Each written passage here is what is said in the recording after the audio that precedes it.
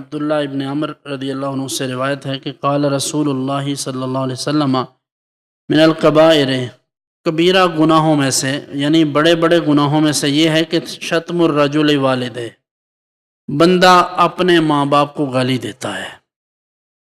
اچھا، اس کے دو معنی ہیں نا۔ ایک تو ظاہری یہ معنی ہے کہ بندہ اپنے ماں باپ کو ڈائریکٹ گالی دے۔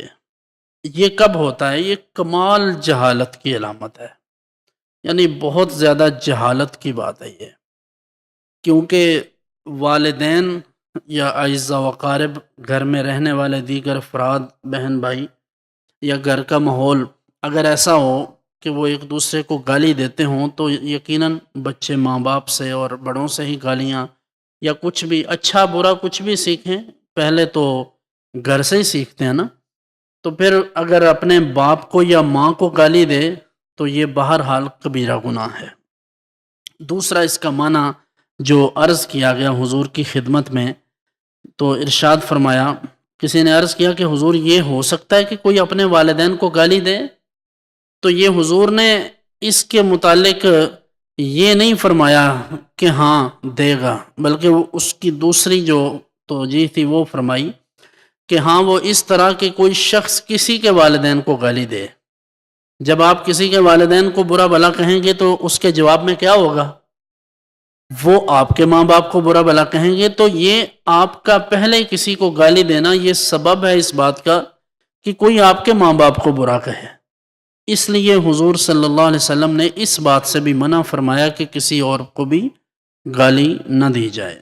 اور پھر ضروری نہیں ہوتا کہ گالی، جیسے عرف عام میں ہم گالی سمجھتے ہیں، جو تعریف ہمارے نزدیک ہے گالی کی وہ تو بہت گندی ہے۔ گالی کا معنی یہ ہے کہ کوئی ایسی بات جو ان کے شایان شان نہیں ہے، یعنی ان کو مصیبت سمجھنا، ان کو اپنے اوپر بوجھ سمجھنا، ان کے لیے بدتمیزی کے الفاظ بولنا۔ ایک صاحب کہا کرتے تھے اپنے ابا جی کے بارے میں، تو میں ان کو سمجھاتا تھا کہ یہ لفظ نہ بولا کریں، تو میں ان سے کہتا تھا کہ یہ اچھا نہیں، تو وہ کہتے تھے ساڑھے ابا جی تو ساڑھے تو مشرف لگے نا جی۔ تو یہ میں ان کو کہتا تھا کہ یہ اچھا نہیں ہے، یہ بے ادبی کے زمرے میں آتا ہے۔ تو یہ بھی ایک یعنی کہہ لیں کہ ہتک ہے، بے عزتی ہے، تو ماں باپ کے لیے ایسا لفظ بھی نہ بولا جائے۔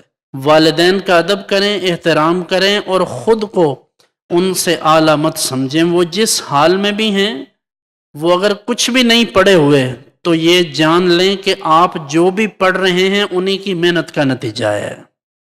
آپ کو قرآن پڑھنا آ جائے، آپ کو حدیث پڑھنے آ جائے، آپ کو اگر علوم عصریہ پڑھے ہیں، آپ گریجویٹ ہو گئے ہیں، ماسٹرز کر لیا، آپ ڈاکٹریٹ کر لیا ہے، یا سول سروسز میں آ گئے، کہیں بھی کسی بھی شعبے میں چلے گئے، کمپیوٹر سائنسز پڑھ لیں یا سائنسز پڑھ لی ہیں، تو یہ کوئی عجیب بات نہیں ہے۔